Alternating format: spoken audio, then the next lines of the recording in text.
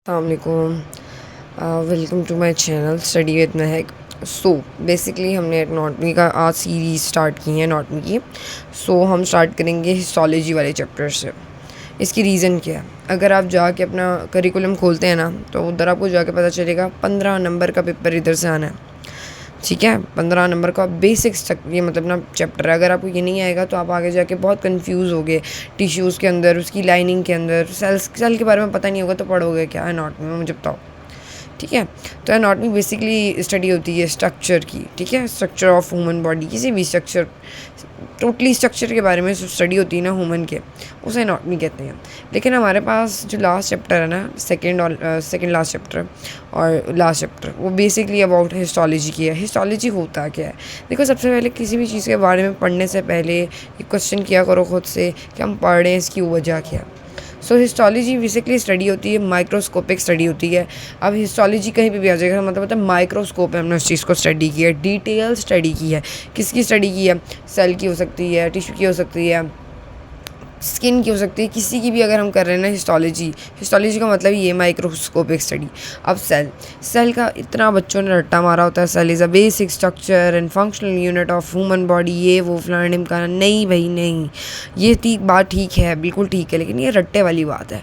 Cell basically वो चीज़ होती है, वो पार्ट होता है ह्यूमन बॉडी का जो कि हमारे पास इंडिपेंडेंटली हर स्ट्रक्चर, हर हमारे पास फंक्शन परफॉर्म कर सकता है। यानी कि वो डाइजेशन करवा सकता है, वो एक्सक्रीशन करवा सकता है, वो सारे हमारे पास जो फंक्शन है वो परफॉर्म कर सकता है, उसे सेल कहते हैं बेसिकली।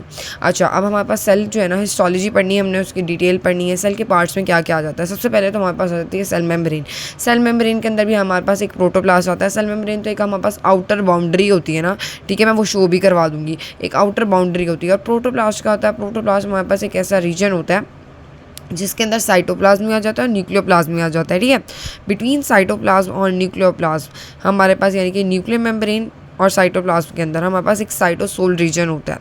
ठीक है, liquid portion of the cell, उसे हम हाइलोप्लाज्म कहते हैं। ये जितना भी हम पढ़ रहे हैं ना हिस्टोलॉजी ऑफ सेल की जितनी भी हिस्टोलॉजी मैं बताऊंगी, सिर्फ एमसीक्यूज़ के लिए हम रीड कर रहे हैं। ठीक है, अभी तक हम जितना भी टॉपिक पढ़ेंगे वो हमारे एमसीक्यूज़ के लिए इंपॉर्टेंट होगा। जहाँ पे एससीक्यूज़ आएगा मैं बता दूंगी, ये एमसीक्यूज़ के लिए जस्ट रीड करना है हमने। ठीक है, उसके बाद सेल मेम्ब्रेन क्या होती है आपको पता है, सेकेंड ईयर में पढ़ के आए। ये एक सिलेक्टिवली मेम्ब्रेन होती है जो कि हमारे पास मेंटेन करती है सेल के मेटाबॉलिज्म को। जितने भी हमारे सेल के अंदर फंक्शंस हो रहे होते हैं, वो रिएक्शंस हो रहे हैं, उन सबको ये मेंटेन करती है। इसकी थिकनेस याद कर लेना, एमसीक्यूज़ में पूछ सकते हैं। 7.5 नैनोमीटर होती है। किससे बनी होती है? बेसिकली हमारे पास सेल मेम्ब्रेन 2 लेयर से बनी होती है और ये सेपरेट होती है बाय द लाइटर जोन। ये मैं आपको ना अभी शो करवा देती हूँ। ठीक है, आपको नज़र आ रहा होगा कि देखो, ऊपर वाली लेयर जो हमारे पास होती है वो क्या होती है? हमारे पास लिपिड बाई लेयर है। ठीक है, नीचे वाली हमारे पास भी लिपिड बाई लेयर है और उसके दरमियान एक स्पेस है, उन दोनों लेयर्स के दरमियान स्पेस है। ठीक है, उसे कहते हैं लाइटर जोन।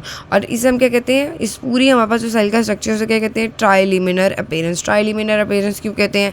बेसिकली होती है तो हमारे पास 2 ही मेम्ब्रेन है, लेकिन जो दरमियान वाली स्पेस मैंने दिखाई थी ना, उसकी वजह से ये 3 मेम्ब्रेन की तरह अपेयर होता है, लेकिन होती 2 मेम्ब्रेन है। उसके बाद कंपोजिशन ऑफ मेम्ब्रेन की बात करें तो मेम्ब्रेन के अंदर होता क्या क्या है? मेम्ब्रेन के अंदर लिपिड्स होती हैं, उसके अंदर प्रोटीन्स होती हैं, उसके अंदर कार्बोहाइड्रेट्स होती हैं। लिपिड्स हमारे पास क्या होता है? लिपिड्स कौन सा वाला लिपिड होता है? फॉस्फोलिपिड होता है। फॉस्फोलिपिड के 2 मेनली हमारे पास स्ट्रक्चर रहते हैं। एक ये वाला जो ऊपर वाला होता है, ये हमारे पास होता है हाइड्रोफिलिक, और नीचे वाला हाइड्रोफोबिक। हाइड्रोफिलिक का मतलब आप लोगों को पता होगा, वो वाला जो हमारे पास वाटर लविंग होता है। हाइड्रोफोबिक जो वाटर हीटिंग होता है। नेक्स्ट प्रोटीन्स ना अब हमारे पास होती हैं मेम्ब्रेन के अंदर, रेगुलरली अरेंज नहीं होती, ये इर्रेगुलर मैसेज होते हैं। इसके अंदर 2 तरह की प्रोटीन्स होती हैं, एक होती है ट्रांसमेम्ब्रेन प्रोटीन्स, एक होती है पेरिफेरल प्रोटीन। ट्रांसमेम्ब्रेन प्रोटीन्स वो होती हैं जो हम बस टोटली हमारे पास जो है क्रॉस कर देती हैं सेल को। मैं आपको यहाँ पे स्ट्रक्चर शो कर रही हूँ, ये देखिए, ये होती है ट्रांसमेम्ब्रेन प्रोटीन। ठीक है, नेक्स्ट पेरिफेरल प्रोटीन्स भी मैं इसमें ही दिखा देती हूँ। पेरिफेरल प्रोटीन वाली प्रोटीन होती है जो हमारे पास पूरी क्रॉस नहीं करती मेम्ब्रेन की थिकनेस को। यहाँ पे आपको शो हो रहा होगा। नेक्स्ट चलें, अब ये एक एमसीक्यूज़ है, ये membrane proteins maintain the structure. जो मेम्ब्रेन प्रोटीन्स है, एमसीक्यू से पूछ सकते हैं कौन सी ऐसी प्रोटीन है जो कि हमारे पास मेंटेन करती है हमारे पास structure of the cell membrane. तो हमारे पास कौन सी होती है? मेम्ब्रेन प्रोटीन होती है। इसकी रीज़न क्या है? मेम्ब्रेन प्रोटीन ही क्यों हमारे पास जो सेल उसका स्ट्रक्चर को मेंटेन करती है? क्योंकि ये अटैचमेंट देती है साइटोस्केलेटन को। साइटोस्केलेटन के बारे में जिसने नहीं पढ़ा उनको मैं बता देती हूँ, जिन्होंने पढ़ रखा है उनके और नॉलेज में इजाफा हो जाएगा। साइटोस्केलेटन हमारे पास फ्रेमवर्क होता है जो कि हमारे पास मेंटेन करता है सेल की शेप को। तो हमारे पास जो मेम्ब्रेन प्रोटीन्स हैं वो मेनली अटैच किससे होती हैं, साइटोस्केलेटन। तो उनका मेन फंक्शन क्या होगा, सेल को, हमारे पास सेल की शेप को मेंटेन करना। नेक्स्ट हमारे पास क्या होता है, ये हमारे पास प्ले करता है important role in the transport. जो हमारे पास सेल मेम्ब्रेन होता है या वो इंपॉर्टेंट रोल प्ले करता है ट्रांसपोर्ट के अंदर। कैसे, हमारे पास सोडियम चैनल जो हैं उनकी हमारे पास जो है ट्रांसपोर्ट करने की बहुत इंपॉर्टेंट होता है। कुछ हमारे पास प्रोटीन, अब प्रोटीन हमारे पास मेजरली 3 फंक्शन हमारे पास प्ले करती हैं हमारे पास मेम्ब्रेन के अंदर। एक तो वो हमारे पास क्या करती हैं, चैनल के तौर पे एक्ट करती हैं, जिसमें एग्जांपल मैंने दी हुई है एक्वा पर हमारे पास पोरीन्स जो वाटर का हमारे पास ट्रांसपोर्ट करवाती हैं, और वोल्टेज गेटेड जो हमारे पास सोडियम चैनल्स होती हैं रिसेप्टर के तौर पे एक्ट करती हैं, जैसे कि इंसुलिन रिसेप्टर्स हो सकते हैं, जी प्रोटीन कबल रिसेप्टर्स हो सकते हैं। कुछ हमारे पास प्रोटीन है एंजाइम के तौर पे एक्ट करती हैं, जैसे ATPase। आगे हमारे पास जो है तीसरा हमारे पास जो कंपोजिशन होती है सेल मेम्ब्रेन की होते हैं कार्बोहाइड्रेट। कार्बोहाइड्रेट या तो हमारे पास लिपिड के साथ या प्रोटीन के साथ जुड़ के ग्लाइकोप्रोटीन या ग्लाइकोलिपिड बना देता है, जिसका मेनली फंक्शन क्या होता है, ग्लाइकोकैलिक्स बना देता है। इसका मेनली फंक्शन होता है सेल की रिकॉग्निशन करना, सेल टू सेल रिकॉग्निशन करना, एडिशन करवाना, 2 सेल को आपस में जोड़ना, और सिग्नल हमारे पास ट्रांसमिशन करवाना, यानी कि एक सेल से दूसरे सेल की तरफ हमारे पास जो है सिग्नल ट्रांसपोर्ट करवाना। फंक्शन ऑफ सेल मेम्ब्रेन, इसके सिर्फ MCQs के लिए रीड करना है, इसमें से कोई ऐसे क्यों नहीं आना। मेंटेन करता है शेप को, कंट्रोल करता है हमारे पास पैसेज ऑफ द सब्सटेंसेस को। अब यहाँ पे मैंने लिखा है कि cell membrane form the sensory surface. इसका मतलब क्या है, सेंसरी सरफेस का मतलब ये है कि हमारे पास जो है ना ये सेंस करती है। जब हमारे पास पोलराइज होती है नॉर्मली तो हमारे पास क्या होता है, आउटर पॉजिटिव होता है, इनर हमारे पास नेगेटिव होता है। लेकिन जब हमारे पास वो स्टिमुलेट हो जाती है तो उल्टा हो जाता है, आउटर हमारे पास जो होता है वो नेगेटिव हो जाता है, इनर पॉजिटिव हो जाता है। और ये मेनली 2 सेल्स में अक्कर करता है, एक होता है हमारे पास जो है मसल सेल और एक होता है नर्व सेल। ठीक है, अब नेक्स्ट की बात करें तो हमारे पास ये भी MCQs के तौर पे है कि हमारे पास जब सेल मेम्ब्रेन हमारे पास रेस्टिंग पोटेंशियल पे होती है तो उसके दरमियान इनर और आउटर हमारे पास मेम्ब्रेन के दरमियान कितना हमारे पास डिफरेंस होता है, 100 मिलीवोल्ट का। आगे चलो, अब हमारे पास चौथा फंक्शन मैंने ये बताया कि हमारे पास जो सेल मेम्ब्रेन होती है वो स्पेशलाइज होती है, हमारे पास फंक्शन में स्पेशलाइज होती है। इसका मतलब ये कि हमारे पास रॉड एंड कॉन सेल्स होते हैं ना, ये हमारे पास सेंसिटिव होते हैं लाइट से, तो ये हमारे पास स्पेशलाइज फंक्शन भी परफॉर्म करती है सेल मेम्ब्रेन।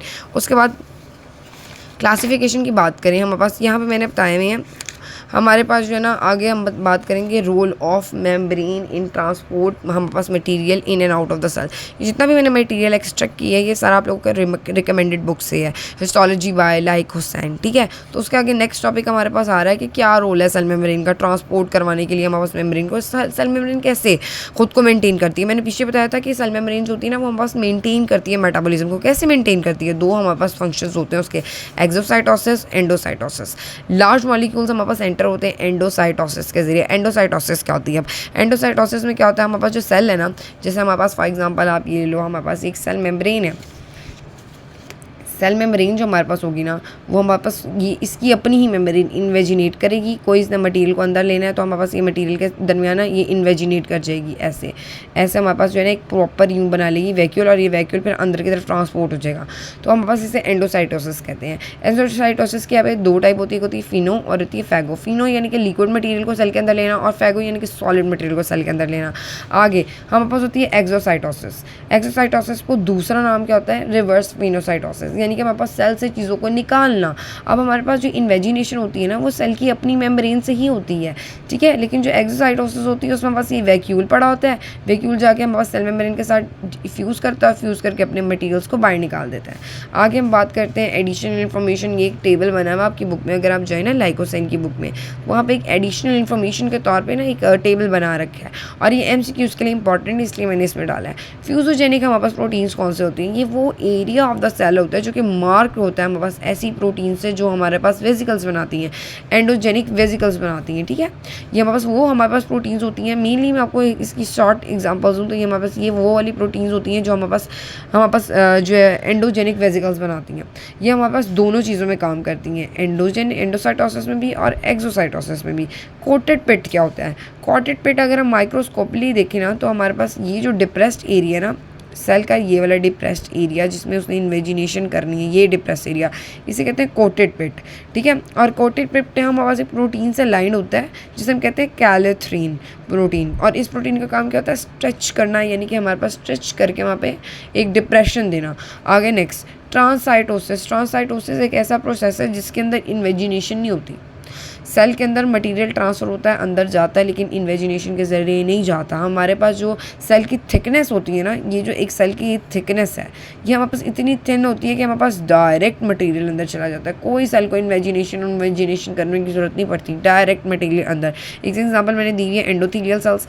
आगे कनेक्शन बिटवीन सेल का मतलब क्या होता है, यानी कि सेल एक दूसरे से कम्युनिकेट कैसे करते हैं, एक दूसरे को मटेरियल कैसे ट्रांसपोर्ट करती हैं, ठीक है।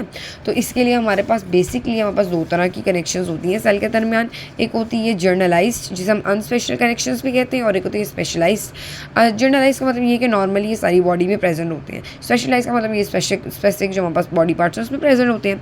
सो हमारे पास जो जर्नलाइज है ना, वो अनस्पेशलाइज कनेक्शन होती हैं। लेकिन स्पेशलाइज में हमारे पास 3 टाइप्स आती हैं। एक होती है एंकरिंग, ऑक्लूडिंग और कम्युनिकेटिंग, ये याद रखने वाली है। अनस्पेशलाइज है, मैंने यहाँ पे डिटेल दी हुई है। अनस्पेशलाइज कनेक्शंस क्या होती हैं, इन हमारे पास साइट्स पर ना सेल मेम्ब्रेन जो हमारे पास होती है वो हेल्ड करती है टुगेदर बाय द ग्लाइकोप्रोटीन। अब हमारे पास ग्लाइकोप्रोटीन मॉलिक्यूल्स होता है, मैंने पीछे बताया था, वो हमारे पास एडहीजन बिटवीन 2 सेल्स करवाने के लिए इंपॉर्टेंट होता है, इसलिए इसको कैम भी कहते हैं, यानी कि सेल एडहीजन मॉलिक्यूल। जो ग्लाइकोप्रोटीन है इसका दूसरा नाम क्या है, इसका दूसरा नाम है कैम्स, ठीक है। तो ये हमारे पास क्या करवाएगा, एडहीजन करवाएगा। इसमें हमारे पास जो है ना अनस्पेशलाइज हमारे पास कनेक्शन, कोई हमारे पास स्पेशलाइज स्ट्रक्चर नहीं होता, बस ग्लाइकोप्रोटीन के जरिए एक दूसरे के साथ अटैच होती हैं, ठीक है। इसमें मैंने एग्जांपल दी है, देखो एक ये ग्लाइकोप्रोटीन है जिसे हम कैम कह रहे हैं कि ये ग्लाइकोप्रोटीन है, एक ये सेल मेम्ब्रेन है, एक ये सेल मेम्ब्रेन है। इसके साथ हमारे पास क्या होता है, ये आगे जाके किसी लिंक प्रोटीन के साथ जुड़ी होती है, और लिंक प्रोटीन आगे जाके हमारे पास जो है साइटोस्केलेटन के साथ जुड़ी होती है। जो कनेक्शन होता है वो इन दोनों के दरमियान होता है, लेकिन इनके दरमियान एक स्पेस होती है, कितने सेंटीमीटर की, 20 नैनोमीटर सेंटीमीटर की स्पेस होती है। इस स्पेस के जरिए हमारे पास जो सेल की मटीरियल है वो एक सेल से दूसरे सेल की तरफ जाता है। आगे हमारे पास आता है स्पेशलाइज जंक्शंस, जैसे कि मैंने बताया उसकी 3 टाइप्स होती हैं। आगे हमारे पास स्पेशलाइज जंक्शंस में भी जो हमारे पास जो है एंकरिंग जंक्शन, उसकी भी 3 टाइप्स हैं। ये हमारे पास जो है ये पहली है एंकरिंग जंक्शन को ही एडिशन जंक्शन कहते हैं। बस हमारे पास जो है इसकी शॉर्ट टर्म ये याद कर लो कि ये बाइंड करवाती है 2 नेबरिंग मॉलिक्यूल्स के। इसके अंदर 3 टाइप्स होती हैं, एक होती है एडहेसिव स्पोर्ट, एक होती है एडहेसिव वेल्ड्स और एक होती है एडहेसिव स्ट्रेप्स। जो एडहेसिव स्पोर्ट्स होते हैं ना, ये स्पोर्ट होते हैं छोटे छोटे, जिसके जरिए हमारे पास जो मटीरियल एक दूसरे के अंदर ट्रांसफर करते हैं। एडहेसिव बेल्ट्स जो है ये बड़ा एरिया आ जाता है, और स्ट्रिप्स हमारे पास स्ट्रिप की तरह हमारे पास जो है ना कनेक्शन होते हैं। इनके जो दूसरे नाम्स हैं ना वो ज़्यादा याद करना ज़रूरी है, क्योंकि हम एमसीक्यूज़ में पूछ सकते हैं। जैसे कि एडहेसिव जो स्पोर्ट्स है उसका दूसरा नाम क्या है, डेस्मोसोम्स है। मैक्यूलर एडहेरेंस है, ये एमसीक्यूज़ में पूछा जा सकता है। इसी तरह एडहेसिव बेल्ट्स हैं, उसका दूसरा नाम क्या होता है, जोनाला एडहेरेंस। एडहेसिव स्ट्रिप्स का दूसरा नाम क्या होता है, फेशिया एडहेरेंस। ये याद करने वाली चीज़ें, ये एमसीक्यूज़ में पूछी जा सकती हैं। उसके बाद हमारे पास ये जितना भी मैंने अभी तक पढ़ाया है सारा एमसीक्यूज़ के लिए। हेमीडेस्मोस क्या होते हैं, ये हमारे पास स्पेशलाइज एंकरिंग जंक्शंस होती हैं, जो सेल को हमारे पास कनेक्ट करवाते हैं एक्स्ट्रा सेलुलर मटेरियल के साथ। फॉर एग्जांपल हमारे पास एक सेल मेम्ब्रेन है, इसके बाहर हमारे पास जो है फॉर एग्जांपल बेस मेम्ब्रेन पड़ी हुई है। सो ये हमारे पास हेमीडेस्मोसोम्स क्या करवाएंगी, ये हमारे पास जो है एंकरिंग हमारे पास जो मटेरियल होता है, जो हमारे पास एक्स्ट्रा सेलुलर जो सेल के बाहर वाला मटेरियल होता है उसके साथ कनेक्शन बिल्ड करता है, ठीक है। और ये सपोर्ट प्रोवाइड करने के लिए होता है सेल को। और इसके बाद नेक्स्ट चलते हैं, हमारे पास लास्ट रह गया, आगे हमारे पास जो है जो मैंने अभी तक तुम लोगों को बताई हैं 3 सी जंक्शंस, एंकरिंग जंक्शंस हमने कर लिया। अब ऑक्लूडिंग जंक्शंस और कम्युनिकेटिंग जंक्शंस रह गई हैं। ऑक्लूडिंग जंक्शंस का दूसरा नाम याद करना ज़रूरी है, एक होता है जोनाला ऑक्लूडेंस और एक होता है टाइट जंक्शंस। अब टाइट जंक्शंस इसका नाम याद रखना है, टाइट का मतलब बहुत ज़्यादा टाइटली जंक्शंस होती हैं, मटीरियल ट्रांसफ़र हो ही नहीं सकता एक सेल से दूसरे सेल्स में, इतने टाइटली हमारे पास सेल एक दूसरे के साथ बाइंड करते हैं ना कि हमारे पास जो है मटीरियल ट्रांसफ़र ही नहीं हो सकता एक सेल से दूसरे सेल्स के अंदर, मतलब प्रिवेंट करती हैं ये कि हमारे पास एक सेल का मटेरियल दूसरे सेल के मटेरियल के अंदर ना आ जाए। इसी तरह जो बस कम्युनिकेटिंग जंक्शंस होती हैं ना, ये हमारे पास टर्नल के तौर पे काम करते हैं। फॉर एग्जांपल एक ये सेल है, एक ये सेल्स है, तो ये हमारे पास टर्नल के तौर पे काम करेंगी, यानी कि एक सेल का मटेरियल दूसरे सेल के अंदर हमारे पास ट्रांसफ़र करवाएंगी। और ये मेनली हार्ट में जब आप पढ़ोगे ना हार्ट का स्ट्रक्चर, तो उसके अंदर ये बहुत ज़्यादा गैप जंक्शंस बहुत इंपॉर्टेंट है। हमारे पास जो हार्ट के जितने भी सेल्स हैं वो एक साथ कंट्रैक्ट करते हैं, क्यों, किसकी वजह से, गैप जंक्शंस की वजह से। अच्छा, अभी तक हमने सिर्फ और सिर्फ सेल मेम्ब्रेन की बात की है। आगे अगर आप जाके देखोगे, आपने क्या करना है, मेरे लेक्चर्स को और लाइक हुसैन की बुक को खोल के रख लेना है, साथ में आपने कंपेयर करना है, कोई भी मटेरियल इधर से उधर नहीं होगा, दोनों में बातें सेम ही लिखी होंगी। आगे हमारे पास ऑर्गेनल्स की बातें आ जाती हैं, जो मैं नेक्स्ट वीडियो में बताऊंगी, क्योंकि ऐसे वीडियो बहुत लंबी हो जाएगी, ठीक है। तो अभी के लिए बाय बाय, टेक केयर।